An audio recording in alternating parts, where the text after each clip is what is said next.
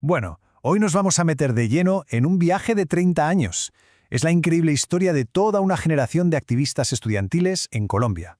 Un recorrido que va desde el idealismo más absoluto hasta, bueno, la desilusión más profunda. Pues todo empieza un poco aquí, con esta idea que es universal, ¿no? La de la juventud como motor de cambio. Pero, ojo, para la generación colombiana del 68, esto no era una simple reflexión filosófica. ¿Qué va? Para ellos era, vamos, una llamada a la acción, una convicción total de que podían y sobre todo de que debían rehacer el mundo. Y esta es en realidad la gran pregunta que va a guiar todo este análisis. Es la tensión que lo define todo, la que marca la historia de estos jóvenes, que pasaron de soñar con un futuro radicalmente nuevo a luchar por algo tan básico como el derecho a tener un futuro. Venga, pues vamos a arrancar por el principio de la historia, por esa época de esperanza desbordante, de fervor revolucionario. Un periodo que se puede definir con una sola palabra: utopía. Pero cuidado, porque su idea de utopía no era un paraíso de paz y amor. Este punto es crucial. Se trataba de un proyecto político muy concreto.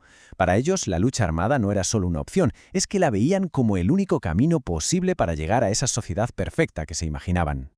Claro, para entender de dónde venía toda esa energía es que es fundamental mirar el contexto, lo que vemos en esta línea de tiempo. El movimiento colombiano no salió de la nada. La Revolución cubana les dio el modelo del foquismo, esa idea de que un pequeño grupo armado podía encender la mecha de una revolución. Luego, la figura de Camilo Torres les dio un mártir. Y, por supuesto, las protestas globales del 68 les hicieron sentir que eran parte de algo planetario, de una ola imparable.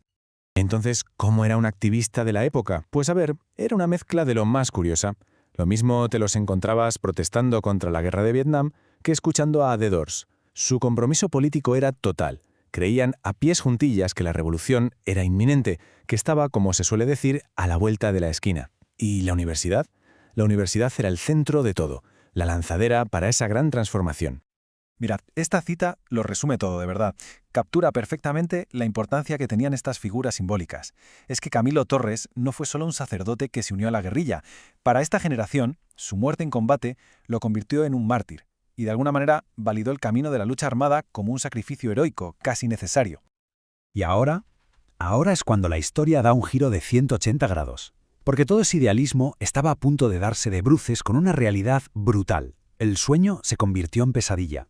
Entramos en la distopía. La distopía que se vivió en Colombia no fue solo una crisis económica o algo así. No, fue una estrategia sistemática. El Estado adoptó lo que se llamó la Doctrina de Seguridad Nacional. ¿Y esto qué significaba en la práctica? Pues que a cualquier disidente, y sobre todo a los estudiantes, ya no se le veía como un ciudadano con críticas, sino como un enemigo interno al que había que, y esta es la palabra clave, neutralizar. Y si hay algo que ilustra este cambio de una forma brutal, es la manera de protestar. Fijaos en la diferencia. Se pasó de las grandes asambleas a cara descubierta, llenas de debates ideológicos, a los llamados tropeles, que eran enfrentamientos muy rápidos y violentos con la policía. La capucha, claro, se convirtió en una herramienta de pura supervivencia. Y las demandas también cambiaron radicalmente. Ya no se gritaba por la revolución, se gritaba por el derecho a la vida. Ser identificado como líder estudiantil pasó de ser un orgullo a ser literalmente una sentencia de muerte. Si hubo un punto de no retorno, un antes y un después, fue este, el Estatuto de Seguridad de 1978. Esta ley, para que nos entendamos, le dio carta blanca al ejército y a la policía para detener, interrogar y juzgar a civiles en tribunales militares, o sea, legalizó la represión y desató la época más oscura para todo el movimiento. Porque claro, detrás de todas estas leyes y estrategias, al final había personas, con nombres y apellidos, estudiantes que un día fueron a clase, a una asamblea, y que simplemente nunca más volvieron a casa. La lucha dejó de ser algo teórico, se convirtió en una cuestión de vida o muerte, con un coste humano que fue sencillamente devastador.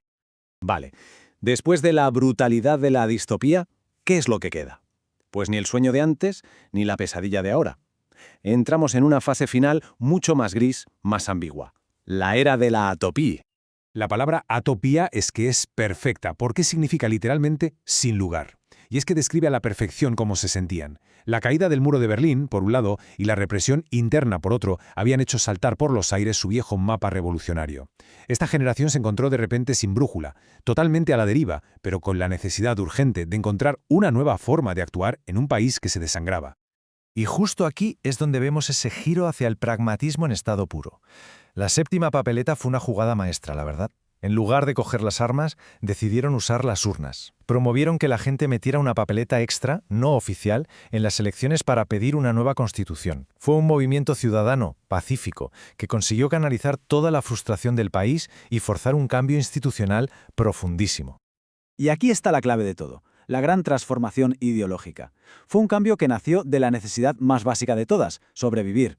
La pura supervivencia obligó al movimiento a redefinir sus metas, a pasar de la máxima aspiración de cambiarlo todo de arriba abajo a la lucha esencial por tener un sistema que, como mínimo, garantizara los derechos más básicos. Y así, después de este viaje tan intenso de 30 años, llegamos a la pregunta del millón. ¿Cuál es el legado de toda esta lucha? O sea, ¿qué quedó de aquel sueño original? A ver qué fue de toda esa gente. Pues estos números nos dan una pista bastante clara. Para la gran mayoría, la vida siguió fuera de la universidad. Un grupo importante, sin embargo, transformó su activismo en una carrera académica y se convirtieron en los profesores que acabarían estudiando su propia historia. Y para un 8%, es que se dice pronto, el coste fue su propia educación. Vidas marcadas para siempre. Y cerramos con esta reflexión final. La utopía revolucionaria del 68, pues se esfumó, desapareció. Pero la historia de esta gente nos obligó a preguntarnos algo. ¿Qué aprendemos de los sueños rotos? Quizá la lección más importante no está en el destino al que nunca llegaron, sino en la increíble capacidad del ser humano para adaptarse, para resistir y para seguir buscando la manera de cambiar el mundo, incluso cuando el objetivo principal es simplemente sobrevivir en él. Gracias por habernos acompañado.